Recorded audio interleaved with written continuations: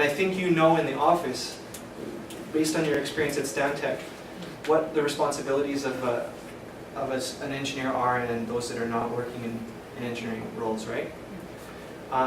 In relation to that question and what types of roles you can work at in order to gain this experience, you can do the same work, getting paid a very good salary, and they'll give you some kind of a title related to your field, like they might call you a mechanical specialist or a civil structural specialist or assistant or something like that, and they'll hire you.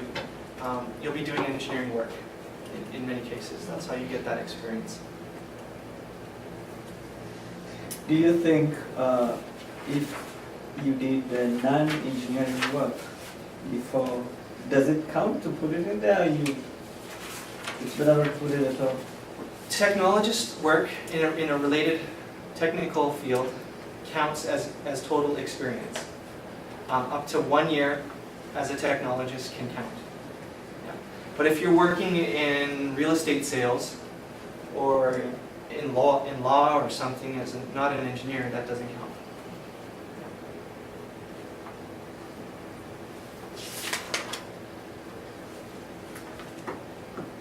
So on job applications, a lot of job applications say the applicant must be eligible for APEGGA. Do not apply unless you're PEng or eligible to be a PEng. Those kinds of things, right? You've seen that.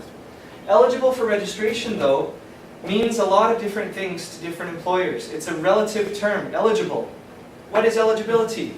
You have a different level, you know, everybody in this room, you're all different, you're all eligible. I'm eligible. I just have to go to university and get a 4-year degree in engineering. Right? I have a degree, but not in engineering. All right? I'm eligible. I could try to say that to an employer, but I don't think it would go very far. But when you say that you're eligible for PEng licensure on your resume, you just have to know exactly what that means for you. Okay? So you will understand this process after today. You should have an idea about what you need to do. If you apply today, you know, you go to the employer and they say, "Hey, what does eligibility for you mean, Reza?" You know, and you'll say, "I went to this workshop on the 17th of July. I registered for APEGGA on the following Monday, and I've got this many years of experience. I'm going to do the NPPE in November. If I get this job, I'll be a PEng 1 year from now with my 1 year of Canadian experience. Or I have to do 3 technical exams and I'm going to write them on this date and this date, and this is what," like, whatever your eligibility is, go to that employer with a strong answer and an understanding of that, just like you would in any kind of proposal meeting, right? A job interview is a proposal meeting. You're going in to say, "I can do the work that you want me to do," just like a contract proposal or a contract negotiation or something like that. And when they ask you a question about a contract or a proposal, you have a good answer for them, right? So when you're saying something on your resume that you're eligible, you know what that means to you, and it's probably enough for that employer. You will understand this process better than most employers will after today.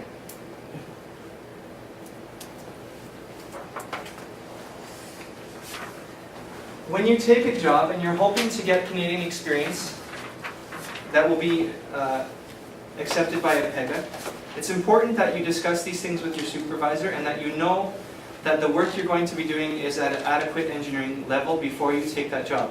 If your goal is to be a PEng and you want that job to help you with your PEng license, you have to talk to them about this before you start. Because if you work for that company for a year and then you go to some PEng in the company and say, "Hey, can you be my reference?" And they say, "What? I don't know anything about the work you're doing, and I don't think you were working as an engineer." Right? That's not good. So before you take a job, talk to them, explain to them that you're applying for APEGGA and that you need to have a level of experience required for the license process. And many companies will be happy to help you with that because they want PEngs. They want more people to stamp that designs and to let them do more work. All right? All right, we've talked about this already, the description of your work experience. Chronological information about positions, titles, descriptions, duties. One thing actually that might be important to mention is they look for increasing levels of responsibility and technical competency. All right, so especially for people who are claiming that 10 or 12 years of experience, they want to see increasing levels of technical responsibility and knowledge. Right, so I guess just to further illustrate that point, make it really clear, again, 10 years and responsibility. I've spoken with some people who say, I worked for 10 years as a maintenance engineer in a plant, hands-on, fixing stuff. I was never a manager. I didn't make a lot of decisions. I troubleshot and I made recommendations, but I pretty much worked at this level for 10 years. Well, APEGGA sees that as 10 years at the junior level, right? What they want to see is a career path that looks like this, right? That's what a typical person should look like in their career path, right? So in your work experience record and your description of the way that you describe your work experience, you should be showing that if you want them to waive exams, if you want them to count your experience as 10 or 4 to 10 to 12 separate years.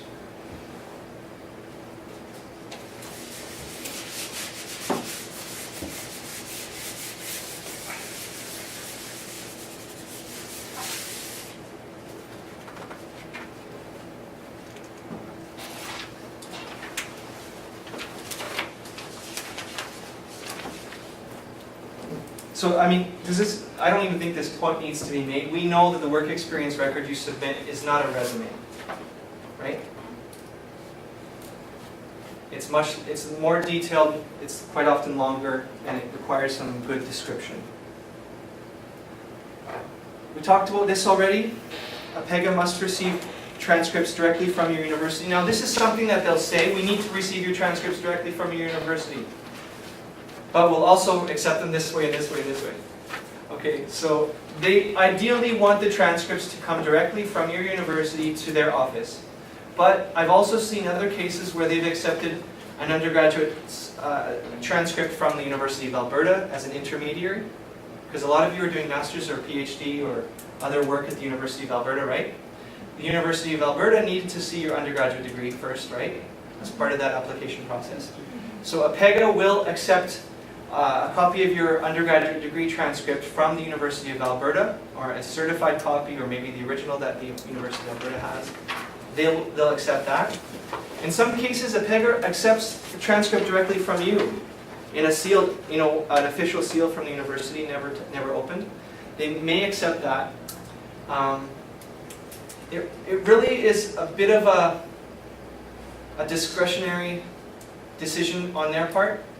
They may accept it, they may not. Ideally, they want it directly from your university. That's the way to guarantee that they accept it. Okay.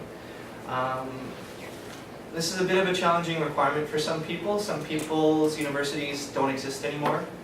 I've always worked with lots of Iraqi engineers, and 3 years ago, some of the universities were still just not in operation.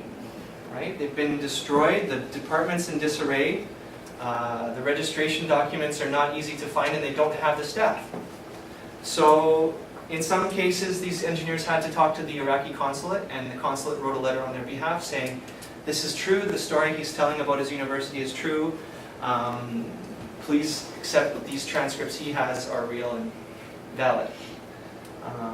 Another lady from the Czech Republic, her registrar's office said, no, come here.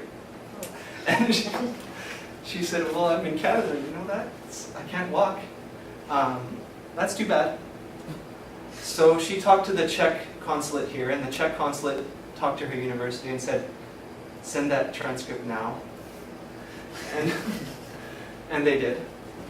That might be my case. It might be in because many I am people's still on cases. job in my country. Okay, yeah. They are looking after me. Yeah. So in some cases, that's the way it is.